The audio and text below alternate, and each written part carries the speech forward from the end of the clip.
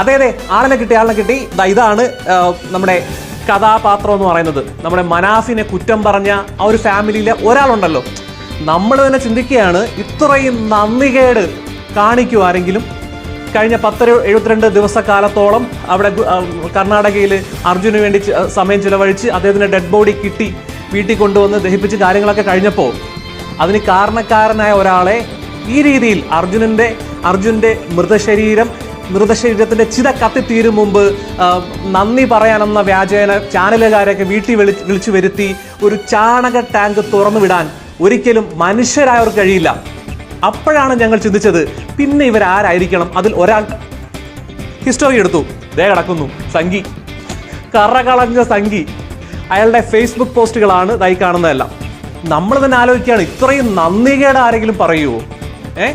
ഒരു തൊഴിലാളിക്ക് വേണ്ടി മനാഫ് എന്ന് പറയുന്ന ഒരാള് ഇത്രയും കഷ്ടപ്പെട്ട്, മനാഫ് മാത്രമല്ല മാൽപ്പ ഉൾപ്പെടെയുള്ള ആളുകൾ അവരൊക്കെ കഷ്ടപ്പെട്ടിട്ട് തന്നെയാണ് ഈ ഒരു ബോഡി കിട്ടിയതും. സംഭവം ഉണ്ടായ സ്ഥലത്ത് തന്നെ വേറെയും കുറെ പേര് മരിച്ചിട്ടുണ്ട്. അവരെയൊന്നും ബോഡി അന്വേഷിക്കാനോ അത് പൊക്കിയെടുക്കാനോ ഒന്നും ആരും ശ്രമിച്ചിട്ടില്ല. ആ ഒരു സിറ്റുവേഷനിലാണ് ഇത്രയും നമ്മൾ മലയാളികളെല്ലാം കൂടിയിട്ട് ആ മനാഫും അതുപോലെ തന്നെ മാൽപ്പയൊക്കെ കൂടി പരിശ്രമത്തിന്റെ ഫലമായിട്ട് ഡെഡ് ബോഡി കിട്ടിയത്. ഇതെല്ലാം കഴിഞ്ഞ് വീട്ടിൽ കൊണ്ടുവന്ന് അവന്റെ സംസ്കാരങ്ങൾ മൊത്തം കഴിഞ്ഞപ്പോൾ ഇപ്പോ മനാഫ് ആളാവുന്നു, മനാഫ് ഫേമസ് ആവുന്നു, മനാഫിന് ആളുകളൊക്കെ അംഗീകാരങ്ങൾ കൊടുക്കുന്നു എന്ന് കരുതിയിട്ട് അതിനെതിരെ കുടുംബ രംഗത്ത് വന്നേക്കാണ്. കുടുംബത്തിലെ ചില ആളുകൾ കേട്ടോ ഈ രീതിയിൽ മനാഫിനെ കുറ്റം പറഞ്ഞുകൊണ്ട് നന്ദികേട് കാണിച്ചു തുടങ്ങിയത്. സംഭവം ഇത്രയേ ഉള്ളൂ, പുള്ളി ഒരു സംഖ്യയാണ്. നമുക്കറിയാം, എവിടൊക്കെ മനുഷ്യൻ നന്മ ചെയ്യുന്നോ, എവിടൊക്കെ മനുഷ്യർ നന്മയ്ക്ക് വേണ്ടി ഒന്നിക്കുന്നു, അതും മതവും ജാതിയും ഒക്കെ മാറ്റിവെച്ചിട്ട് ഒന്നിക്കുന്നു, അവിടെ ഇതുപോലുള്ള ചില ആളുകൾ ഉണ്ടാവും. ഇപ്പൊക്കെ തന്നെ കണ്ടില്ലേ? ഒന്ന് ആലോചിച്ച് നോക്കിക്കേ. നമുക്കെല്ലാം അറിയാം, സോഷ്യൽ മീഡിയയിൽ പൊങ്കാല ഇട്ട് തുടങ്ങിയിരിക്കുകയാണ് ആളുകൾ. മലയാളികൾ മൊത്തം പൊങ്കാല ഇടുകയാണ് ഇവരെ ഫാമിലിയെ കുറിച്ച്. കുറച്ച് മതിപ്പുണ്ടായിരുന്നു, കുറച്ച് സഹതാപം ഉണ്ടായിരുന്നു. പക്ഷേ ഇതോടുകൂടി, ഇന്നത്തെ പത്രസമ്മേളനത്തോടു കൂടി എല്ലാം കഴിഞ്ഞു. ഇവരെ ഇനി പറയാനൊന്നുമില്ല. ഞാൻ കമന്റ്സുകൾ വായിക്കുന്നില്ല. അത് പച്ചത്തെറിയാണ് കമന്റിൽ ആളുകൾ പറഞ്ഞുകൊണ്ടിരിക്കുന്നത്. ഒരൊറ്റ കമന്റ് നല്ലതില്ല. ആരായാലും പറഞ്ഞു പോകുന്നേ, എങ്ങനെ പറയാതിരിക്കുന്നേ? കഴിഞ്ഞ 72 ദിവസക്കാലത്തോളമായിട്ട് ഊണും കുടുംബവും ഉറക്കമൊന്നും ഇല്ലാതെ ആ അർജുനന് വേണ്ടി കഷ്ടപ്പെട്ട് അദ്ദേഹത്തിന് വേണ്ട കാര്യങ്ങളൊക്കെ ചെയ്തു കൊടുത്തപ്പോൾ ചില ആളുകൾ, എല്ലാവരും അല്ല കേട്ടോ, ചില ആളുകൾ ആ മനാഫിനെതിരെയൊക്കെ രംഗത്ത് വന്നത് നന്ദികേടല്ലേ?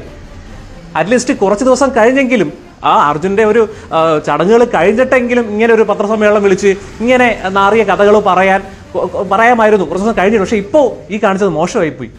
ഇവരുടെ പരാതികൾ എന്തൊക്കെയാണെന്ന് അറിയാവൂ?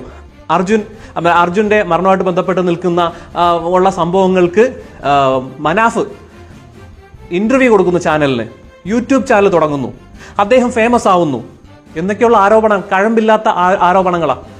അദ്ദേഹം ഇന്റർവ്യൂ കൊടുത്താലും അദ്ദേഹം ഫേമസ് ആയാലും ഇവർക്കെന്താ നഷ്ടം? ഇവരുടെ ചെലവിലാണോ പുള്ളി കഴിയുന്നത്? മാസം 75,000 രൂപ സാലറി കൊടുത്തിട്ടാണ് അർജുനെ അദ്ദേഹം ജോലിക്ക് വെച്ച് മുമ്പോട്ട് പൊയ്ക്കൊണ്ടിരുന്നത്. അത്രയൊക്കെ കാര്യങ്ങൾ ചെയ്തു കൊടുത്ത മനുഷ്യന്, ഈ ഒരു മനാഫ് എന്ന മനുഷ്യനെ ഇങ്ങനെ നശിപ്പിക്കാൻ, മാൽപ്പ ഉൾപ്പെടെ ഇങ്ങനെ മാൽപ്പയ്ക്ക് എതിരെയൊക്കെ കേസ് കൊടുത്തിരിക്കുകയാണ് ഇവര്. എന്താണോ എന്തോ നന്ദികേടെന്ന് പറഞ്ഞാലേ, പട്ടിക്ക് നമ്മൾ ഒരു നേരം ഒരു നായയ്ക്ക് നമ്മൾ ഒരു തുള്ളി വെള്ളം കൊടുത്താൽ അത് വാലാട്ടി കാണിച്ച് നന്ദി കാണിക്കും. പക്ഷേ മനുഷ്യരെന്ന് പറയുന്നില്ല, മനുഷ്യരല്ലാത്ത ചിലർ ഇതുപോലെ നന്ദികേടും കാണിക്കും.